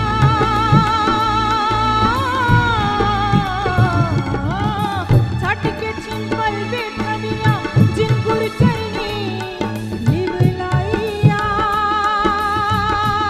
ਅਸੀਂ ਇਸ ਪ੍ਰੋਗਰਾਮ 'ਚ ਥੋੜੀ ਇੰਟਰਪਸ਼ਨ ਹੋ ਗਈ ਸੀ ਟੈਕਨੀਕਲੀ ਫੋਲਟ ਕਿਤੇ ਵੀ ਪੈ ਸਕਦਾ ਹੈ ਜਿਸ ਤਰ੍ਹਾਂ ਪਹਿਲਾਂ ਗੱਲ ਕਰ ਰਿਹਾ ਸੀ ਕਿ ਚੱਲਦੇ ਚੱਲਦੇ ਪ੍ਰੋਗਰਾਮ ਦੇ ਵਿੱਚ ਕੋਈ ਨਾ ਕੋਈ ਫੋਲਟ ਕਿਤੇ ਵੀ ਪੈ ਜਾਣਾ ਹੈ ਪਤਾ ਨਹੀਂ ਕਿਸ ਵੇਲੇ ਕੀ ਪ੍ਰੋਗਰਾਮ ਪੈ ਜਾਣਾ ਹੈ ਪਰ ਜਿਸ ਤਰ੍ਹਾਂ ਗੱਲ ਕਰ ਰਿਹਾ ਸੀ ਸਤਿਗੁਰੂ ਰਵਿਦਾਸ ਜੀ ਦੇ ਨਾਮ ਤੇ ਬਹੁਤ ਸਾਰੇ ਮੰਦਿਰ ਬਹੁਤ ਸਾਰੇ ਗੁਰਦੁਆਰੇ ਹਰ ਇੱਕ ਸ਼ਹਿਰ ਦੇ ਵਿੱਚ ਦੁਨੀਆ ਦੇ ਹਰ ਇੱਕ ਸ਼ਹਿਰ ਦੇ ਵਿੱਚ ਬਣੇ ਹੋਏ ਹਨ ਸਾਨੂੰ ਉਹਨਾਂ ਦੇ ਗੁਰਦੁਆਰਿਆਂ ਤੇ ਉਹਨਾਂ ਦੇ ਮੰਦਿਰਾਂ ਤੇ ਉਹਨਾਂ ਦੇ ਭਵਨਾਂ ਤੇ ਫਖਰ ਹੈ ਜੋ ਸਾਡੇ ਬਜ਼ੁਰਗਾਂ ਨੇ ਆਪਣੀ ਮਿਹਨਤ ਦੇ ਨਾਲ ਦੇਸ਼ ਵਿਦੇਸ਼ ਦੇ ਵਿੱਚ ਜਾ ਕੇ ਉਹਨਾਂ ਨੇ ਗੁਰੂ ਰਵਿਦਾਸ ਦੀ ਫਿਲਾਸਫੀ ਨੂੰ ਕੈਰੀ ਔਨ ਰੱਖਣ ਦੇ ਲਈ ਬਹੁਤ ਹੀ ਮਿਹਨਤ ਕੀਤੀ ਉਹਨਾਂ ਦੇ ਮਿਹਨਤ ਸਦਕਾ ਹੀ ਅੱਜ ਇਹ ਦੁਨੀਆ ਭਰ ਦੇ ਵਿੱਚ ਪ੍ਰਚਾਰ ਹੋ ਰਿਹਾ ਹੈ ਅੱਜ ਅਸੀਂ ਬੜੇ ਲੱਕੀ ਹਾਂ ਕਿ ਸਾਡੇ ਕੋਲ ਆਪਣਾ ਟੈਲੀਵਿਜ਼ਨ ਹੈ ਰੇਡੀਓ ਹੈ ਨਿਊਜ਼ਪੇਪਰ ਹਨ ਹੋਰ ਬਹੁਤ ਸਾਰੇ ਮੀਡੀਆਜ਼ ਹਨ ਆਓ ਆਪਾਂ ਇਕੱਠੇ ਹੋ ਕੇ ਸਤਿਗੁਰੂ ਰਵਿਦਾਸ ਜੀ ਦੇ ਮਿਸ਼ਨ ਦੀ ਗੱਲ ਕਰੀਏ ਸਤਿਗੁਰੂ ਰਵਿਦਾਸ ਜੀ ਦੀ ਫਿਲਾਸਫੀ ਦੀ ਗੱਲ ਕਰੀਏ ਅਗਰ ਅਸੀਂ ਅੱਜ ਦੇਖੀਏ ਕਿ ਸਹੀ ਡੈਮੋਕ੍ਰੇਸੀ ਦੀ ਗੱਲ ਸਤਿਗੁਰੂ ਰਵਿਦਾਸ ਜੀ ਅੱਜ ਅਸੀਂ ਸੰਵਿਧਾਨ ਦੇ ਵਿੱਚ ਕਨਸਟੀਟਿਊਸ਼ਨ ਵਿੱਚ ਡੈਫੀਨੇਸ਼ਨ ਪੜ੍ਹਦੇ ਹਾਂ ਡੈਮੋਕ੍ਰੇਸੀ ਦੀ ਪਰ ਸਤਿਗੁਰੂ ਰਵਿਦਾਸ ਜੀ ਨੇ ਇਹ ਡੈਫੀਨੇਸ਼ਨ ਤੇ ਅੱਜ ਤੋਂ 600 ਸਾਲ ਪਹਿਲਾਂ ਲਿਖ ਦਿੱਤੀ ਸੀ ਉਹਨਾਂ ਨੇ ਸਾਨੂੰ ਭਰਮਾਂ ਭੁਲੇਖਿਆਂ ਵਹਿਮਾਂ ਦੇ ਵਿੱਚੋਂ ਕੱਢ ਕੇ ਸਾਨੂੰ ਇੱਕ ਇਹੋ ਜਿਹੇ ਪਲੇਟਫਾਰਮ ਤੇ ਲਿਆ ਕੇ ਖੜੇ ਕੀਤਾ ਕਿ ਅੱਜ ਵੀ ਅਸੀਂ ਉਸ ਪਲੇਟਫਾਰਮ ਤੇ ਖੜੇ ਹੋਣ ਦੀ ਕੋਸ਼ਿਸ਼ ਨਹੀਂ ਕਰ ਰਹੇ ਆਓ ਆਪਾਂ ਸਤਿਗੁਰੂ ਰਵਿਦਾਸ ਜੀ ਦੇ ਸ਼ਬਦਾਂ ਨੂੰ ਪੜ੍ਹੀਏ ਸੁਣੀਏ ਵਿਚਾਰੀਏ ਤੇ ਉਸ ਦੇ ਵਿੱਚੋਂ ਕੁਛ ਨਾ ਕੁਛ ਸਮਝਣ ਦੀ ਕੋਸ਼ਿਸ਼ ਕਰੀਏ ਕਿ ਸਤਿਗੁਰੂ ਰਵਿਦਾਸ ਜੀ ਸਾਨੂੰ ਕੀ ਸਮਝਾਉਣ ਦੀ ਕੋਸ਼ਿਸ਼ ਕਰ ਰਹੇ ਹਨ ਉਹ ਸਾਨੂੰ ਕਿਸ ਪਾਸੇ ਵੱਲ ਡਾਇਵਰਟ ਕਰਨ ਦੀ ਸਾਨੂੰ ਕਿਸ ਪਾਸੇ ਵੱਲ ਲੈ ਜਾਣ ਦੀ ਕੋਸ਼ਿਸ਼ ਕਰ ਰਹੇ ਹਨ ਉਹਨਾਂ ਦੇ ਕਹੇ ਹੋਏ ਸ਼ਬਦ ਸਾਡੀ ਜ਼ਿੰਦਗੀ ਦੇ ਹਰ ਇੱਕ ਹਨੇਰੇ ਨੂੰ ਖਤਮ ਕਰ ਦਿੰਦੇ ਹਨ ਹਰ ਇੱਕ ਲੜਾਈ ਝਗੜੇ ਨੂੰ ਖਤਮ ਕਰਦੇ ਹਨ ਆਓ ਆਪਾਂ ਉਹਨਾਂ ਦੀ ਫਿਲਾਸਫੀ ਨੂੰ ਪੜ੍ਹੀਏ ਸੁਣੀਏ ਵਿਚਾਰੀਏ ਅੱਜ ਦੇ ਪ੍ਰੋਗਰਾਮ ਦੇ ਵਿੱਚ ਟੈਕਨੀਕਲ ਫੋਲਟ ਹੋਣ ਦੇ ਕਾਰਨ ਅਸੀਂ ਇਸ ਨੂੰ ਕੈਰੀ ਨਹੀਂ ਕਰ ਸਕੇ ਸਾਰੇ ਦੇਖਣ ਵਾਲੇ ਭੈਣਾਂ ਭਰਾਵਾਂ ਨੂੰ ਜੈ ਗੁਰਦੇਵ ਧੰਨ ਗੁਰਦੇਵ ਥੈਂਕ ਯੂ